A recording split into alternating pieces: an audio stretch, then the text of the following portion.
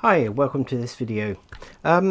Today I would like to talk about chakras.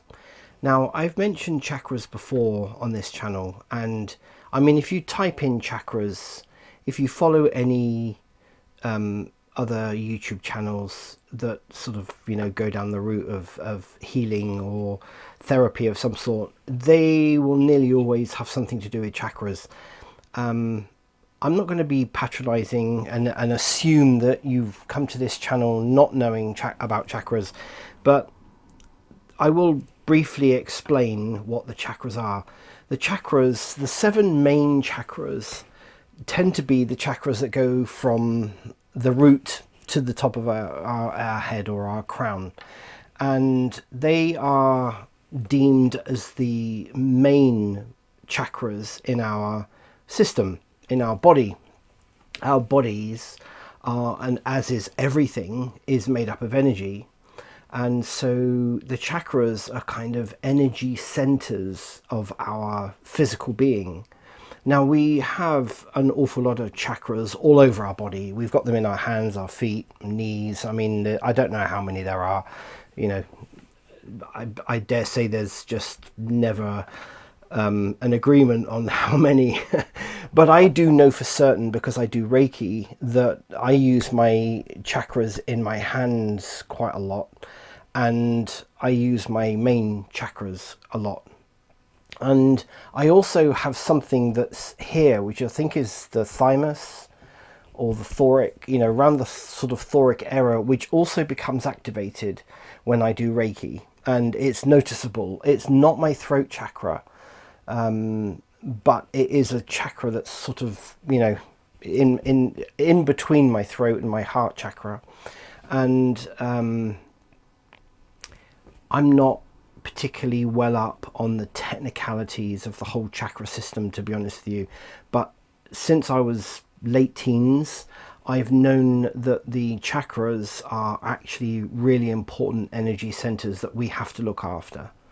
We have to monitor them, and I'll put a picture up on the screen of where these placements are. So the first one is the root, which is kind of right down really low, under our hip bone. And then we've got the sacral chakra, which is the second one, which is sort of in between our navel area and the root. Okay. Then we've got the solar plexus, okay, which is a very important chakra. And then we've got the heart chakra. Then we've got the throat chakra. Then we've got the pineal, or the third eye. I always call it the third eye chakra. And then we've got the crown. Those are the main ones. And there are so many correspondences with all of these chakras. There's a color associated with them. There is a tone associated with them. Although I have found, in my opinion, that the tone tends to vary from which website you go to and which system people tend to be following. There is an awful lot of variables. So I take a lot of these things with a pinch of salt. There are also there's words, there's all sorts. I mean, the correspondence list for your chakras is pretty endless, really, and it can get very confusing and conflicting information. There are also crystals. Now, I work with crystals, always have done. I've had crystals from a very early age, and I've always been in tune with the whole crystal thing. Before I even knew that crystals were a thing, I was drawn to crystals at a very early age, and I'm talking 5-6 years old, and I had no reason to think anything other that there was anything wrong with that. I just used to collect crystals, and I had an awful lot of really quite large quartz crystals. I don't even remember where they came from, but I knew that they had an effect on me, which 5-6-year-old child is never going to know or really understand what that was about. So it wasn't until I got older that I actually began to realize the effect of crystals on the body. Now again, you know, whether you believe all of this stuff or not is obviously your choice. It's not a problem, but it definitely does work for me, and I know it works for an awful lot of other people. And there, for each chakra, there is, now this is the one thing that I do, if you like, adhere to, is there is a crystal, because I work with crystals. Okay, so there is a crystal or a series of crystals for each chakra. Now again, crystals are made of energy. They vibrate at a certain rate, as do we. And when our emotional levels are really, really low, you know, our vibrational rate tends to be low, and if it goes really, really low, we tend to get depressed as humans. And if our energy levels are kind of what I call medium, you know, working normally, we feel okay. You know, we're not tired, we're not upset, we sort of stick down the middle of the road with regard to the extremes of, you know, low frequency, high frequency. And then when we're at a really high frequency, now yes, we try to raise our frequency level to a point, but it's like listening to an audio track of some sort. There's a level that's too low for us to listen to, there's a comfortable level, and then there's a level that's loud, let's say, which, you know, we may want to get up there, you know, psychically, emotionally, and everything. But if we go too high, it can go the other way. It's too loud. It's too loud, and it starts to damage our ears, and it starts to sound distorted. So if you think of it in that way, each of our chakras kind of operates on that same frequency bandwidth, if you like. If one, you know, let's stick with the 7 main chakras, which is what this video is about. Each of those chakras is operating at a frequency, and when they're all, you know, you hear of people saying aligned or in tune, what basically they're saying is that your frequency of all of your chakras is in alignment, is in that kind of middle range, or that range of frequency bandwidth that is comfortable, that is manageable, and isn't to the extreme. And it's when one of those chakras is either, I mean, there's all sorts of terms used. I mean, your chakras don't get broken. Okay, you know, you hear this term, and it's just nonsense, really. But what tends to happen is, and I'm speaking as a Libran, is they get out of balance. Okay, so for whatever reason, you know, one of your 7 main chakras starts getting out of balance. It is either maybe the frequency is too low or the frequency is too high. You know, not enough energy, too much energy. And so there are telltale signs to our emotional state and our physical body and our energy, you know, internally, that gets out of balance, and that can affect our other chakras. Okay, so kind of the worst case scenario is that somebody's chakras start getting out of sync, or the frequency is potentially too low. Now this could be due to, you know, physical injury or a psychological problem, or, you know, a mental health issue, you know, for whatever reason. Okay, so what tends to happen is that can affect other things. And of course, our brain is energy, our thoughts are energy, our thoughts are things. And if we get something that's out of sync, it means that we can start telling ourselves that we're sick. Okay, and you know, let's say for instance our heart chakra is out of sync, then we could start actually having a problem with our you know, our kind of mind you know, our third eye chakra, or possibly our throat chakra, which could also affect our root and our sacral chakra, and the knock-on effect. Okay, so this is how I can explain how the chakras work. It's basically a balancing system. Now, there are kind of telltale signs that you can, because each chakra is assigned to a certain area of our body system, our whole energy system. Okay, So we can kind of in a way diagnose or get the telltale signs of if we're feeling, you know, a certain way. Like, okay, so I mean, we use the terms balanced, which is obviously where you want to be. Okay, and I've got this chart on the screen, and I'll pop up various different bits and pieces. I'm not going to go through everything because I don't want the video to be too long. But let's just say, let's go for the throat chakra. Okay, so the throat chakra is the fifth chakra here. So when it's balanced, right, it's content with expression. We're clear in communication, we're creative, and we're diplomatic. Okay, and so we can kind of, you know, if you like, the realms of that when it's imbalanced. You kind of know that everything's kind of comes together. So when your chakra is blocked, and I would say personally, when people say it's blocked, what they generally mean is that the frequency is lower than, you know, that bandwidth that you know is good. Okay, that balanced bandwidth. So it starts getting blocked, as in, you know, there's something that's blocking it from operating at that particular frequency. So when the throat chakra is blocked, we can't express ourselves or speak out very well. We're very often misunderstood, we tend to be secretive, and also that affects our hearing as well, because we tend not to be a good listener. So it could just be that you notice that, you know, you're in conversation with somebody and you're talking over them all the time, you know, so you're not really listening to what they're saying and then choosing your words carefully and responding.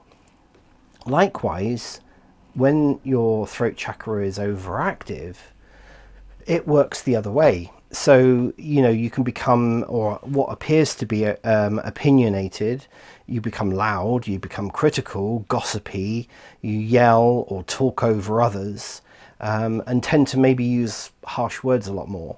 So again, you know, the other end of the spectrum is that the frequency is too high. Again, you know, notice about the communication skills. You just talk over everybody, you know. Somebody sort of says hello, and then all of a sudden you're just, you know, to you, and all of a sudden you're just downloading data onto them, that kind of thing. So, you know, it works that way. And then, so what do we want to try and do? When we need to really tune into what our chakras do for us, basically. We need to be aware of when our chakras are either blocked or overactive, or whether the frequency is low or whether it's too high. Because then if we've got those triggers, we can then notice which chakra it is that is unbalanced. Now, there are a lot of other different ways of doing it.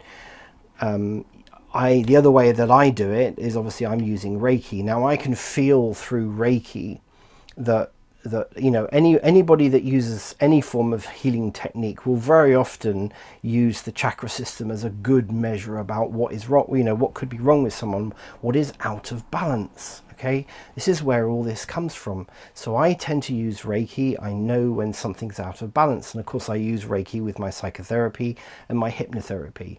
So obviously not without the client's consent, but very often people know that I'm doing Reiki anyway, and there isn't anything that can harm anybody doing Reiki, so it can only be a benefit. That's the other thing to recognize with Reiki. And sometimes I find that my Reiki will get triggered because I feel it here.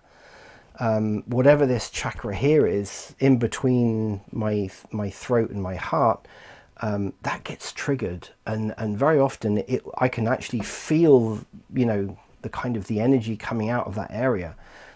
I physically start getting quite hot around this area, which is just a weird sensation, and I just quietly meditate and just let the person take whatever energy they need, and very often it doesn't last very long, and then they're on their way. So it is possible that somebody is in, you know, such an unbalanced state that they need to take energy from somebody, and Reiki just allows that to happen. So, you know, So what can we do if we feel like our chakras are out of sync? There's so many other things that we can do.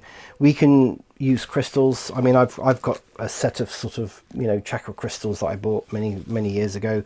As I say, there are sort of generally 3 to 4 crystals per chakra that you can actually use, because the vibration level tends to be the same. And I also find it's a good method. I do meditations for myself as well. It's also good to kind of focus on that particular area as well, you know, so you kind of look at that crystal, you know, you've linked that, if you like, with your chakra, your main chakra, and then you can actually focus on. So there are things that you can do. You can ground. Okay, so go out into an area where there's some woods that's, you know, private. If you can take off your socks and shoes or whatever, you know, and put your feet on the ground, that's fine. You know, put your hands around a tree, or just literally hold on to something that's grounded, like a tree, like a, you know, a very old building or anything really, or just lie down on the ground. Very often, if you just meditate while you're in that state of earthing, your chakras will naturally rebalance themselves. They will, you know, calm down the overactivity or the high frequency, and increase the low frequency, and until it gets to that kind of comfortable area that, you know, your body knows. Your body just knows how to heal itself. There are other things you can do. You can listen to music. There's a huge amount of music. I personally like Tibetan singing bowls. That works for me. Music also works for me because I'm quite an auditory person. So, you know, I will listen to some music that is set at a certain frequency, you know, 10 minutes, 15 minutes or something, and while meditating. And I find that everything's all back to normal again. And if you can, visualize. If you're good at visualization, which if you're not, sometimes it's good to sort of use these crystals, you know, hold it, or just look at the crystal. I like the benefit of both, to be honest with you. I consider myself good at visualizing, so I can visualize each of my chakras, and you can kind of view, once you've done several meditations of you know, just focusing and meditating on your chakras, you can visualize all of your chakras and kind of step back from yourself and visualize what your chakras look like. And if you become sensitive to the energy and frequency of your chakras, you can then almost determine which of those is out of balance. Something else that I know other people use, and I have used this myself, is a pendulum. If you like using a pendulum can be as simple as a piece of cotton with a ring tied on the end, or you can buy yourself a crystal with a chain on it, or, you know, a proper pendulum. Again, if you're used to using pendulums, you know, you can actually just focus on each chakra. If you're good at visualization, or you can hold it over each crystal, you know, and you'll get a response when, you know, you ask the question, is this chakra in you know, in its correct frequency? You know, is it too low? Is it too high? You know, you can ask those kind of things. They're just some ideas. It is important, in my opinion, that people are aware of these energy centers within their body, because when they become imbalanced, then things start to happen, and there is nearly always a knock-on effect. And so that's when people start getting, psychologically, they feel like they're getting out of control, because they might have a chakra or 2 chakras that are very low frequency and one that's too high, you know, on something along those lines. And that can create psychologically quite a lot of confusion. And people very often then start saying things, you know, oh, you know, I need to smoke more, I need to start drinking more, or, you know, they start arguing more with people, with loved ones, and such like, and maybe not understanding the reasons why. So they are important.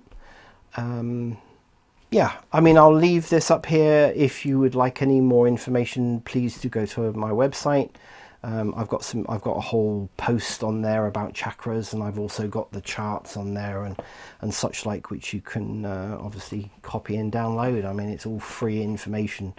I hope you found this useful, and I'll try and do some other videos similar to this in the future. Thank you very much for watching.